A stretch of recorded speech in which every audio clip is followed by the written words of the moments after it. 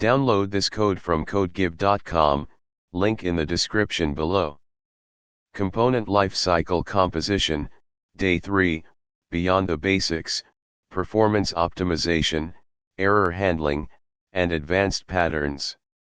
This tutorial builds upon the previous 2 days, exploring advanced techniques to improve your React components lifecycle management. We'll focus on performance optimization, error handling, and advanced patterns that leverage lifecycle methods effectively. Assumptions ****. You have a solid understanding of basic React component lifecycle methods: constructor, render, componentdidmount, componentdidupdate, componentwillunmount. You're familiar with functional components, hooks, and class components. You've completed the Day 1 and Day 2 tutorials on component lifecycle composition, or have equivalent knowledge.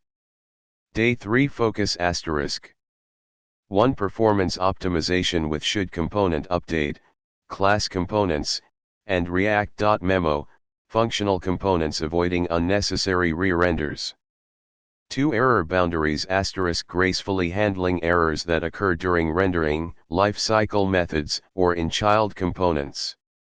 3 Advanced lifecycle patterns * using get-derived state from props for controlled/uncontrolled component transitions. * Implementing custom state persistence using componentdidmount and componentwillunmount. 4 Lifecycle debugging techniques * understanding and diagnosing lifecycle-related issues. 1. Performance optimization, avoiding unnecessary re-renders. React's reconciliation process can be expensive if a component re-renders even when its props or state haven't changed. Let's look at how to prevent this. 1.1 shouldcomponentupdate, class components. Shouldcomponentupdate is a lifecycle method, available only in class components, that allows you to control whether a component should re-render. It receives next props and next state as arguments and must return true if the component should update or false if it should not. Example ***. Explanation ***. Shouldcomponentupdate, next props, next state, ***. This method is called before render when a component receives new props or its state changes. Shallow compare, this, next props, next state, ***. A common approach is to use a shallow comparison library, example React add-ons shallow compare, or a custom implementation. Shallow comparison checks if the props or state objects themselves are different, reference equality. It's faster than deep comparison, but only effective if the objects are immutable. Prop/state comparison * Instead of relying solely on shallow comparison, you can tailor the logic to specifically check the props and state values that actually affect the component's output. Return true or false * based on the comparison, return true to allow the re-render or false to prevent it. Important considerations for shouldcomponentupdate * Immutability * Shouldcomponentupdate works best when your props and state are treated as immutable. Modifying objects directly without creating new ones can lead to incorrect results. Performance trade-off * The comparison logic in shouldcomponentupdate has its own performance cost. Make sure the optimization benefits outweigh the cost of the comparison. Don't over-optimize. Shallow comparison limitations * Shallow comparison only checks if the references to objects have changed. If you deeply modify an object, example myObject.property equals new value, even though myObject still refers to the same object, its contents have changed. In this case, shouldcomponentupdate using shallow comparison will not prevent a re-render. 1.2 react.memo, functional components. React.memo is a higher-order component that provides similar memoization functionality to shouldcomponentupdate for functional components. Example *. Explanation asterisk react.memo, component, equal, react.memo takes your functional component as the first argument. The optional second argument, equal, is a function that compares the previous and next props. Equal, previous props, next props, this function should return true if the props are equal, meaning the component doesn't need to re-render, and false if the props are different. Default comparison, if equal is not provided. If you don't provide an equal function, react.memo performs a shallow comparison of the props. Returning true from equal prevents re-render. This is the opposite of shouldComponentUpdate, where returning true allows re-render. Example usage of both, in a parent component. Explanation asterisk. One parent component asterisk. This component manages the count state, which updates every second, and the data state, which is updated every 5 seconds and when the button is clicked. To use effect asterisk. The use effect hook is used to increment the count state every second. A second use effect is used to update the data every 5 counts. 3 passing props asterisk. The data state is passed as a prop to both pure component and pure functional component. 4 effect asterisk. The count updates constantly, but the data only updates when the count is a multiple of 5 and the button is pressed. Therefore, pure component and pure functional component will only re-render when the data changes, thanks to shouldComponentUpdate and react.memo. 1.3 Use memo hook, functional components. For more granular control, use memo is another React hook used for memoization. It memoizes the result of a function, only recomputing it when its dependencies change. This is useful when passing a computationally expensive value or object as a prop. Explanation asterisk. Use memo, equals, dependencies, use memo takes 2 arguments. A function that performs the computation you want to memoize. An array of dependencies. The function is only re-executed when one of the dependencies changes.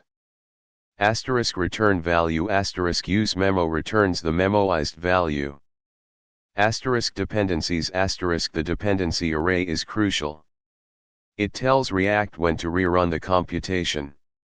Omitting dependencies or including unnecessary dependencies can lead to performance problems. The data processor function should also be memoized if it's a prop and expensive. Use callback to memoize function dependencies. Example in this example, the processed data is only recalculated when the input value changes. This prevents unnecessary recomputations if other parts of the component update. 2. Error boundaries Error boundaries are a mechanism for catching JavaScript errors that occur during the rendering of a component tree, in lifecycle methods, and in constructors. They prevent the entire application from crashing and provide a fallback UI to display an error message. 2.1 Class component error boundaries To create an error boundary, you need to define a class component that implements either static getDerivedStateFromError, or componentdidCatch, or both. Example Explanation static getDerivedStateFromError, error, this static method is called after an error is thrown in a descendant component. It receives the error as an argument and returns a state update. It should be used to update the state to indicate that an error has occurred.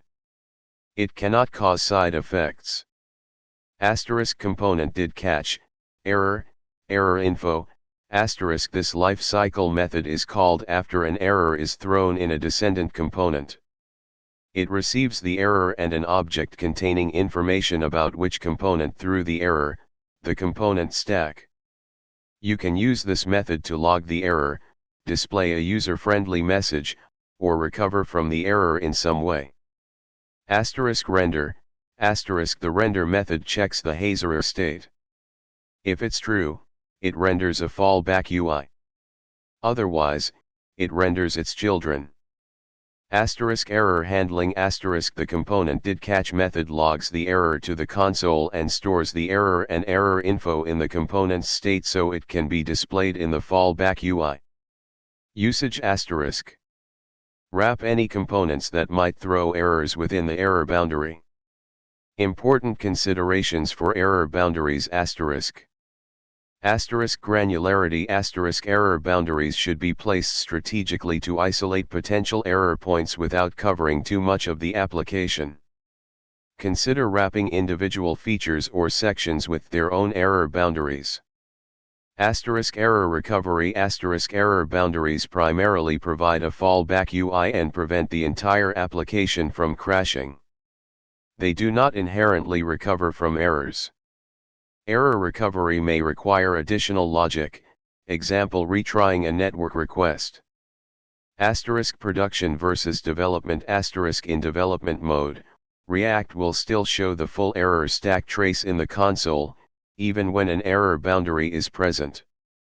In production, only the fallback UI will be displayed. Asterisk limitations asterisk error boundaries only catch errors during rendering, in lifecycle methods, and in constructors of the tree below them. They cannot catch. Asterisk event handlers, use try/catch within event handlers. Asterisk asynchronous code, use try/catch within async/await blocks or promise catch blocks. Asterisk errors thrown by the error boundary itself. Asterisk errors that occur on the server side. Asterisk functional components asterisk while hooks don't directly provide error boundary capabilities, you can create a custom hook that uses a state variable and try/catch to handle errors within the hook's logic. Then, wrap the component that uses the hook with a class-based error boundary. 2.2 Functional component error handling approaches. While functional components don't have lifecycle methods like componentdidCatch, you can achieve error handling in several ways. 1. Try, catch blocks asterisk wrap code that might throw an error in a try, catch block. This is useful for handling errors within the component's logic, but it doesn't provide a fallback UI for the entire component tree. You'll often combine it with error boundaries. 2. Custom hooks for error handling asterisk create a custom hook that handles errors and provides a state variable to track error status. Then, wrap the component that uses the hook with an error boundary. Example usage. In this case, error boundary will only catch errors if my functional component throws an error during rendering itself. The error inside fetched data will be handled by the custom hook. 3. Advanced lifecycle patterns asterisk. 3.1 Get derived state from props for controlled/uncontrolled transitions asterisk. Get derived state from props, available in class components, is a static method that is called before rendering, both on the initial mount and on subsequent updates. It receives the next props and the previous state as arguments. It should return an object to update the state, or null to indicate that no state updates are needed. This method is particularly useful when you want to transition between a controlled component, where the parent component controls the component's value, and an uncontrolled component, where the component manages its own value. Example asterisk. Explanation asterisk. Asterisk initial value and value props asterisk the component accepts two props, initial value, for the initial value when the component is uncontrolled, and value, for the controlled value. Asterisk is controlled state asterisk the component uses the is controlled state to track whether it's in a controlled or uncontrolled state. It's determined based on the existence of the value prop. Asterisk get derived state from props asterisk. Asterisk checks if the value prop is defined, controlled. Asterisk if it is, it updates the component's value state to match the prop. Asterisk returns null if no state update is needed. Asterisk handle change asterisk. Asterisk if the component is controlled, it calls the onChange prop function. Asterisk if the component is uncontrolled, it updates the value state. Usage asterisk. 3.2 Custom state persistence using componentdidmount and componentwillunmount asterisk. You can use componentdidmount and componentwillunmount to implement custom state persistence, such as saving the state to local storage or a database when the component unmounts and restoring it when the component mounts. Example asterisk. Explanation asterisk. Asterisk componentdidmount asterisk on mount, it attempts to load the count value from local storage. If it finds a value, it updates the component's state. A try catch block is used to handle potential errors during local storage access. Asterisk componentdidupdate asterisk checks to see if the count state changes and then updates local storage with the new value. Asterisk componentwillunmount asterisk on unmount, it saves the current count value to local storage. This ensures that the state is persisted even if the component is removed from the DOM. Asterisk local storage.set item, key, value, and local storage.get item, key, asterisk these methods are used to save and retrieve data from local storage. Local storage data persists even after the browser is closed. Important considerations asterisk. Asterisk storage limits asterisk local storage has a limited storage capacity, usually around 5 to 10 megabytes. Be mindful of the amount of data you store. Asterisk security asterisk do not store sensitive information in local storage, as it is accessible to JavaScript code running on the same domain. Asterisk error handling asterisk always include try catch blocks when working with local storage to handle potential errors. Asterisk alternatives asterisk for more complex data persistence requirements, consider using databases or server-side storage. Asterisk functional components asterisk use the useEffect hook with an empty dependency array, to mimic the behavior of componentdidmount. Use the useEffect hook with a return function to mimic the behavior of componentwillunmount. 4. Lifecycle debugging techniques asterisk asterisk. Understanding how your components are mounting, updating, and unmounting is crucial for debugging lifecycle related issues. Asterisk console.log statements asterisk sprinkle console.log statements within your lifecycle methods to track the execution flow, props, and state values at different points in the component's lifecycle. Asterisk React DevTools Profiler asterisk the React DevTools browser extension includes a Profiler tab that allows you to record and analyze the performance of your React components. It can help you identify components that are re-rendering unnecessarily or taking a long time to render. Asterisk breakpoints asterisk use the browser's developer tools to set breakpoints within lifecycle methods and step through the code line by line to inspect the state and props at each stage. Asterisk why did you update npm package this package helps you identify why a component re-rendered. It provides detailed information about the changes in props and state that triggered the re-render. Summary asterisk. Day 3 delved into advanced techniques for managing React component lifecycles. By optimizing re-renders, handling errors gracefully, and implementing advanced patterns like controlled/uncontrolled transitions and state persistence, you can build more performant, robust, and maintainable React applications. Remember to always consider the trade-offs involved in these techniques and choose the approaches that best suit your specific needs. The examples provided aim to give a concrete starting point, but always tailor your implementation to the complexities of your application.